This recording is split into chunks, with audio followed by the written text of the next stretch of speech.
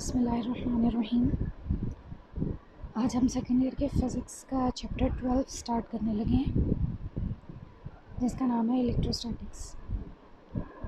इस चैप्टर के टॉपिक्स की तरफ जाने से पहले हम थोड़ा सा इलेक्ट्रोस्टैटिक्स का ओवरव्यू ले लें कि इलेक्ट्रोस्टैटिक्स क्या चीज़ होती है, इसके अंदर हमने क्या करना है, ताकि आप लोगों को ये क्लियर हो जाए कि इस चैप्टर के अंदर हम किस तरह से आगे मूव करेंगे, क्या चीज़ है जो हम डिस्कस करेंगे।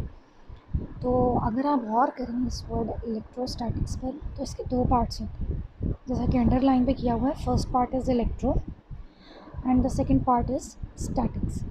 इलेक्ट्रो का मतलब होता है चार्जेस और स्टैटिक्स का मतलब होता है एट रेस्ट। इसका मतलब ये हुआ कि इलेक्ट्रोस्टैटिक्स जो है, इसके अंदर हम चार्जेस को रेस्ट की हालत में स्टडी करते हैं।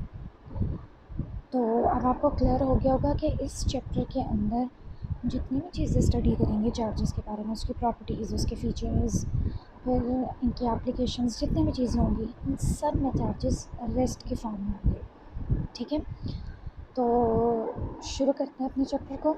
अगर हम चार्जेस की बात करें तो हमें पता है चार्जेस की दो टाइप्स होती हैं। एक को हम कहते हैं पॉजिटिव चार्ज, एक को हम कहते हैं नेगेटिव चार्ज। नेगेटिव चार्ज की एग्ज़ाम्पल के लिए आप कह सकते हैं कि इलेक्ट्रॉन जो है वो एक नेगेटिवली चार्ज पार्टिकल है या नेगेटिव चार्ज है। In the same way proton आप ले सकते हैं as an example of positive charge. तो अगर हम एटम की बात करें, सिंपलेस्ट एटम जो है वो हाइड्रोजन एटम है, इसकी एग्जांपल लेते हैं। तो हमें पता है हाइड्रोजन एटम के अंदर एक इलेक्ट्रॉन होता है और एक प्रोटॉन होता है। इसका मतलब है हम ये कह सकते हैं सिंपलेस्ट वर्ड में कि हाइड्रोजन एटम के अंदर एक नेगेटिव चार्ज मौजूद है विच इज़ इलेक्ट्रॉन, और एक पॉजिटिव चार्ज मौजूद है विच इज़ अ प्रोटॉन। इसके अलावा हम नेगेटिव और पॉजिटिव चार्जेस को इलेक्ट्रॉन की गेन और लूज़, या आप कह सकते हैं एक्सेस और डेफिशिएंसी, इन टर्म्स में भी डिफ़ाइन कर सकते हैं। फॉर एग्ज़ाम्पल, अगर किसी एटम ने एक इलेक्ट्रॉन लूज़ कर दिया है तो अब उसमें इलेक्ट्रॉन की डेफिशिएंसी हो गई है और पॉजिटिव चार्जेस यानी कि प्रोटॉन्स की एक्सेस हो गई है। तो ओवरऑल उस एटम के ऊपर जो है वो एक पॉजिटिव चार्ज आ जाता है, जिसको हम पॉजिटिव आयन कह देते हैं। बिल्कुल इसी तरह अगर किसी एटम ने एक इलेक्ट्रॉन गेन कर लिया है तो अब इलेक्ट्रॉन की एक्सेस हो गई है, उसमें एक इलेक्ट्रॉन बढ़ गया है। तो इस तरह के जो एटम्स हैं उनके ऊपर नेगेटिव चार्ज अपेयर हो जाता है और उनको हम नेगेटिव आयन्स कह सकते हैं। तो लिहाजा इसका मतलब ये हुआ कि जहाँ भी पॉजिटिव और नेगेटिव चार्जेस की बात आएगी, वहाँ हम लूज़ और गेन ऑफ इलेक्ट्रॉन्स के साथ उस चीज़ को एक्सप्लेन कर सकते हैं। ठीक है, तो ये तो हो गई चार्जेस की बात। अब जहाँ कहीं भी दो चार्जेस या दो से ज़्यादा चार्जेस इकट्ठे मौजूद होंगे, ऑब्वियसली वहाँ पे कोई ना कोई फोर्स मौजूद होगी। जैसे हम सबको पता है कि अगर लाइक चार्जेस हों, फॉर एग्ज़ाम्पल दो पॉजिटिव चार्ज मौजूद हैं या दो नेगेटिव चार्जेस मौजूद हैं, तो उनके बीच में हमेशा सॉरी, ये डिस्क्रिप्शन थोड़ी सी गलत हो गई है। तो जहाँ भी लाइक चार्जेस मौजूद होंगे वहाँ पे फोर्स ऑफ रिपल्शन मौजूद होगी, यानी कि वो दोनों चार्जेस एक दूसरे को रिपेल करेंगे। फॉर एग्ज़ाम्पल, ये जो नीचे वाली दो एग्ज़ाम्पल ली हुई हैं हमने, ये फोर्स ऑफ रिपल्शन है। फर्स्ट एग्ज़ाम्पल में अगर आप ये वाली एग्ज़ाम्पल देखें तो दोनों पॉजिटिव चार्जेस हैं। ठीक है, Q1 भी पॉजिटिव है, Q2 भी पॉजिटिव है। तो Q1 Q2 के ऊपर जो फोर्स लगा रहा है आप देख रहे हैं वो राइट साइड पर है। बिल्कुल इसी तरह से Q2 Q1 के ऊपर जो फोर्स लगा रहा है वो लेफ़्ट साइड पर है। तो ये दोनों एक दूसरे को रिपेल कर रहे हैं। तो इस तरह की फोर्स जो है वो फोर्स ऑफ रिपल्शन है। In the same way negative charges भी एक दूसरे को रिपेल कर रहे हैं। फिर दूसरे टाइप की जो फोर्स है वो एग्जिस्ट करती हैं अनलाइक चार्जेस के बीच में, जो कि फोर्स ऑफ अट्रैक्शन होती है। जहाँ कहीं भी अनलाइक चार्जेस होंगे, फॉर एग्ज़ाम्पल एक पॉजिटिव चार्ज है, एक नेगेटिव चार्ज है, इनके बीच में जो फोर्स एग्जिस्ट करेगी वो अट्रैक्शन की फोर्स होगी। फॉर एग्ज़ाम्पल ये वाला एग्ज़ाम्पल देखें, Q1 पॉजिटिव चार्ज लिया हमने इस एग्ज़ाम्पल में और Q2 जो है वो नेगेटिव चार्ज लिया इस एग्ज़ाम्पल में। तो आप देख रहे हैं कि पॉजिटिव और नेगेटिव चार्जेस एक दूसरे की तरफ फोर्स लगा रहे हैं, तो ये फोर्स ऑफ अट्रैक्शन है, ये दोनों एक दूसरे को अट्रैक्ट करेंगे। तो यहाँ से हमने ये देखा कि चार्जेस के दरमियान में जो फोर्सेस एग्जिस्ट करती हैं वो या तो अट्रैक्शन की फोर्सेस होती हैं, और वो कब होती हैं, जब हमारे पास अनलाइक चार्जेस होती हैं। और दूसरा केस जो है वो रिपल्शन की फ़ोर्स हो सकती है, और वो कब एग्जिस्ट करेगी, जब हमारे पास लाइक चार्जेस होंगे। ठीक है, तो ये हमारा इस चैप्टर का थोड़ा सा ओवरव्यू था।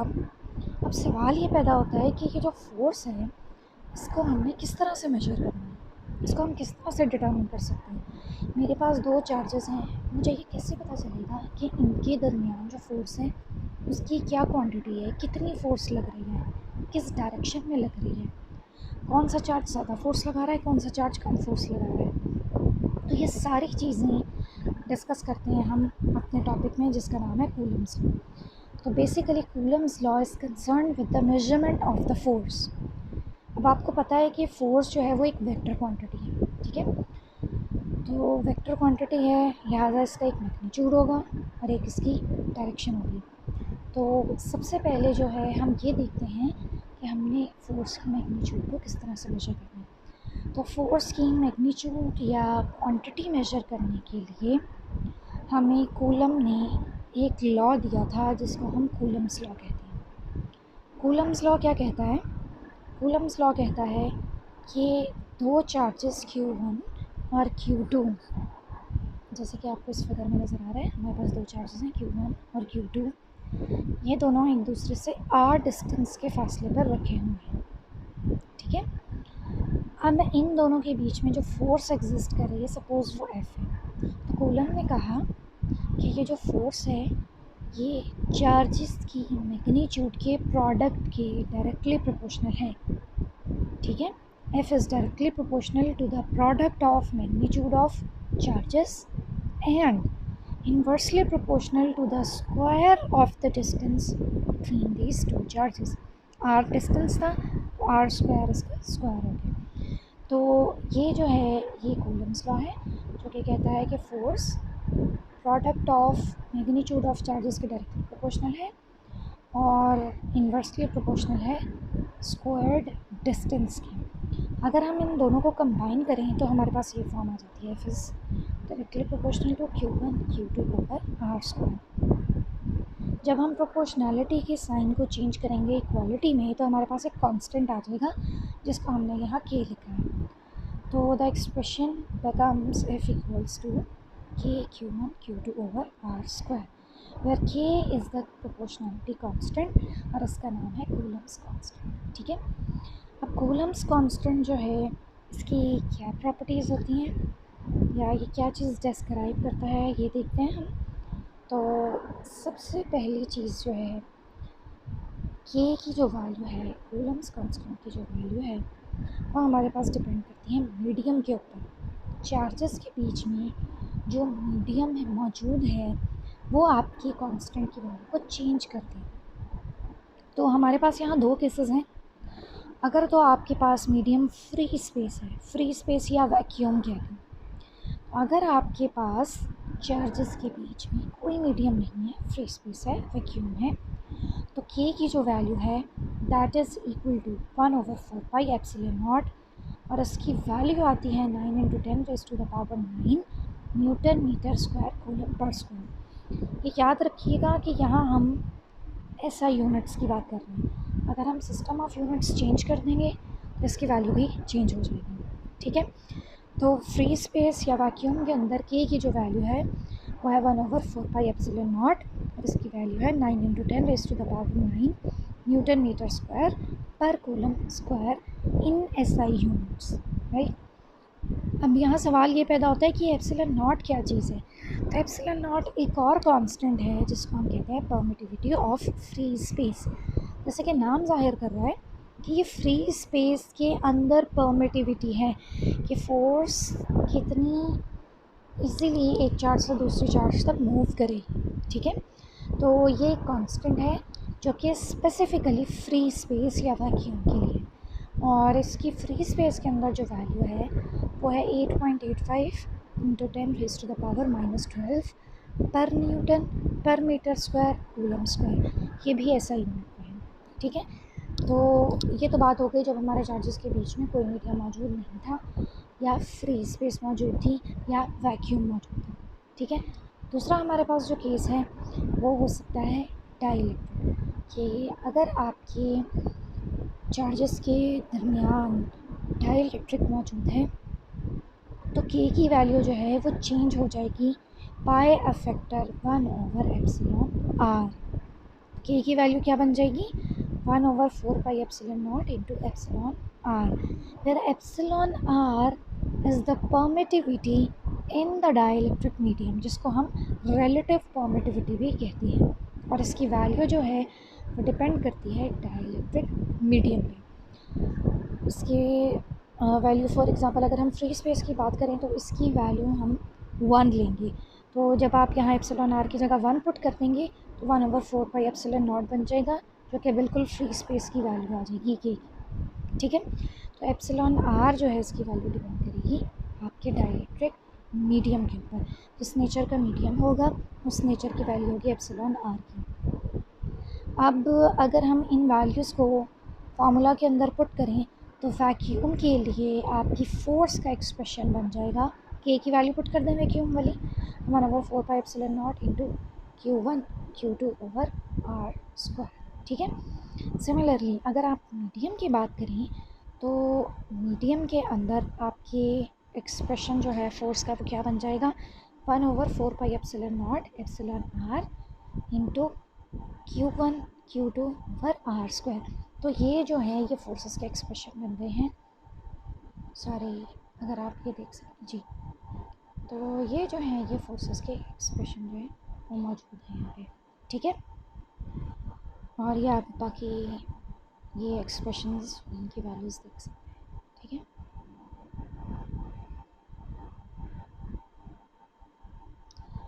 जी, तो ये जो है ये फोर्सेस के एक्सप्रेशन है इन फ्री स्पेस या वैक्यूम और इन डाइलेक्ट्रिक मीडियम। अगर आप नोट करें डाइलेक्ट्रिक वाला एक्सप्रेशन तो आपको बाकी सारे एक्सप्रेशन तो सेम नज़र आ रहा है, इसमें जो एक एक्स्ट्रा चीज़ है वो 1/एप्सिलॉन आर का फैक्टर है। अब जाहिर है कि एप्सिलॉन आर की वैल्यू जो है डिनोमिनेटर में आ रही है, तो आपके जो टोटल फोर्स है वो इससे डिवाइड हो रही है, तो लिहाजा फोर्स रिड्यूस हो गई। यहाँ से हम ये भी कंक्लूजन निकाल सकते हैं कि जब भी आपके चार्जेस किसी मीडियम के अंदर रखे होंगे, किसी डाइलेक्ट्रिक मीडियम के अंदर रखे होंगे, तो आपकी फ़ोर्स जो है वो रिड्यूस हो जाएगी, कम हो जाएगी। ठीक है, तो ये तो था फोर्स और कूलम्स कांस्टेंट, जिसकी हमने डिपेंडेंस देखी कि मीडियम के ऊपर क्या होती है।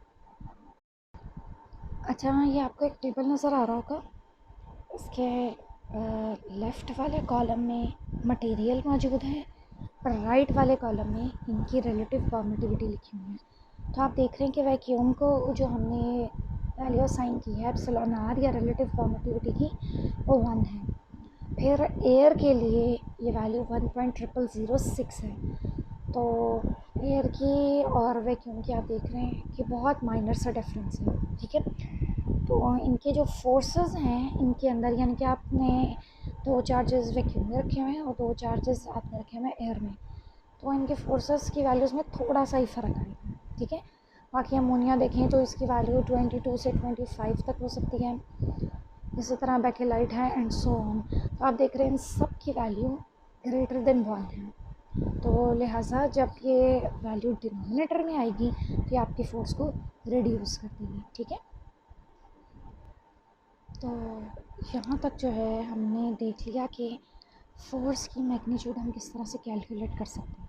ठीक है, तो अब हम करते हैं डायरेक्शन की बात। डायरेक्शन की तरफ जाने से पहले सबसे पहले मैं आपको ये बता दूँ कि जो कूलम फोर्स है वो एक म्यूचुअल फोर्स है।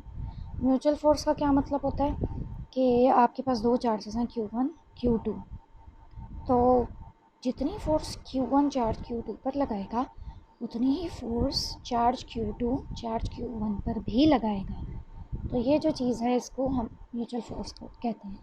तो अब हम चलते हैं डायरेक्शन की तरफ कि डायरेक्शन किस तरह से हम निकाल सकते हैं, किस तरह से चेक कर सकते हैं।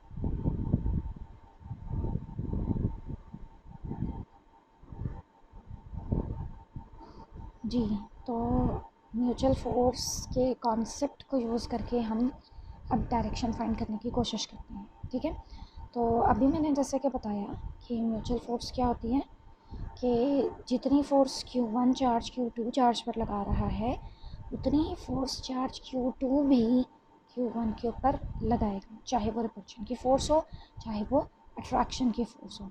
ठीक है, अब ये दोनों फोर्सेस जो हैं इनका मैग्नीट्यूड बराबर होगा, क्योंकि दोनों फोर्सेस सेम फार्मूला से ही निकलेंगी ना, तो इसलिए इनका मैग्नीट्यूड बिल्कुल इक्वल होगा, बराबर होगा।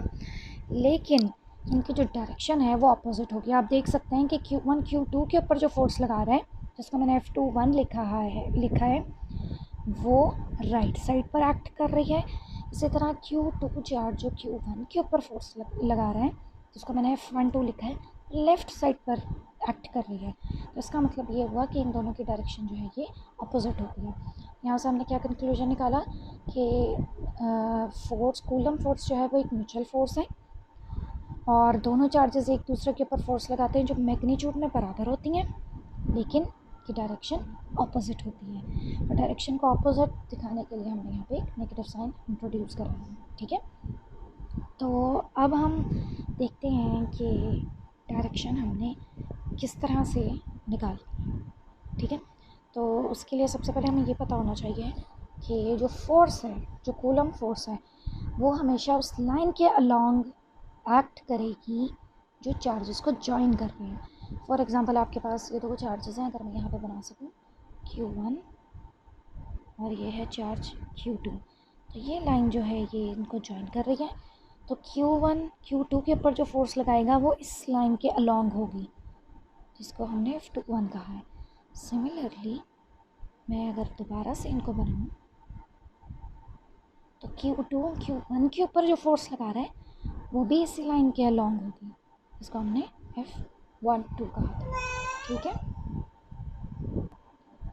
तो हम ये कह सकते हैं कि जो फोर्स की डायरेक्शन है या फोर्स का जो यूनिट वेक्टर है वो R के यूनिट वेक्टर के बराबर होगा। R जो कि डिस्टेंस था इन दोनों चार्जेस के बीच का, तो अगर हम R को ही एक डायरेक्शन असाइन कर दें तो वही जो है हमारी फोर्स की भी डायरेक्शन होगी। ठीक है, तो अब एक्चुअली हम R के अलॉन्ग, डिस्टेंस के अलॉन्ग एक यूनिट वेक्टर डिफाइन करने लगे हैं जो हमें हमारी फोर्स की डायरेक्शन फाइंड आउट करने में हेल्प करेगा। तो अब हम यूनिट वेक्टर डिफाइन करते हैं। तो सपोज़ कि जो हमारे पास फोर्स थी जो चार्ज Q2 Q1 के ऊपर लगा रहा था, जो कि हमने उसको F12 कहा था, इस वजह से उसके यूनिट वेक्टर को हम R12 कह देते हैं। ठीक है, तो ये उस फोर्स के लिए यूनिट वेक्टर है जो Q2 से Q1 की तरफ लग रही है। In the same way R21 जो है वो एक यूनिट वेक्टर होगा उस फोर्स के लिए जो Q1 से Q2 की तरफ लग रही है। ठीक है, तो ये दोनों हमने यूनिट वेक्टर डिफाइन कर लिए। अब हम इन दोनों फोर्सेस को लिखते हैं। तो सबसे पहले हम लिखते हैं F12, यानी कि वो वाली फोर्स जो Q2 से Q1 की तरफ लग रही है। तो F12 किसके बराबर होगा? मैग्नीट्यूड तो सेम रहेगी, ये वाला पार्ट मैग्नीट्यूड का है, और F के यूनिट वेक्टर की जगह R का यूनिट वेक्टर आ जाएगा। तो F12 का वेक्टर जो है वो किस फॉर्म में आ गया? 1/4 pi epsilon not Q1 Q2 over R square into unit vector R12। ठीक है, बिल्कुल इसी तरह से जब हम Q2 की तरफ लगने वाली फोर्स निकालेंगे F21, उसका वेक्टर निकालेंगे तो क्या बन जाएगा? 1/4 pi epsilon not Q1 Q2 over R square into unit vector R21। ठीक है, तो इसमें भी ये मैग्नीट्यूड वाला पार्ट है और ये यूनिट वेक्टर का पार्ट है। ठीक है, तो साथ ही साथ हम ये भी देखते चलें कि चूँकि F12 और F21 इन दोनों की डायरेक्शन अपोजिट है, लिहाजा इनके जो यूनिट वेक्टर्स हैं उनकी डायरेक्शन भी अपोजिट होगी। तो यहाँ से हमने कंक्लूजन निकाला कि R12 unit vector equals to minus R21 unit vector. तो इससे हम क्या कह सकते हैं, इस सारी चीज़ों से, सारे पॉइंट से हम कंक्लूजन निकालते हैं कि F12 इक्वल्स टू -F21, जो कि हम ऊपर भी डिस्कस कर चुके हैं। लिहाजा कूलम फोर्स म्यूचुअल फोर्स है, दोनों चार्जेस एक दूसरे के ऊपर इक्वल और अपोजिट डायरेक्शन में एक फोर्स लगाएंगे जो कि कूलम फोर्स कहलाएगी। तो ये था हमारा कूलम फोर्स का topic. Thank you so much.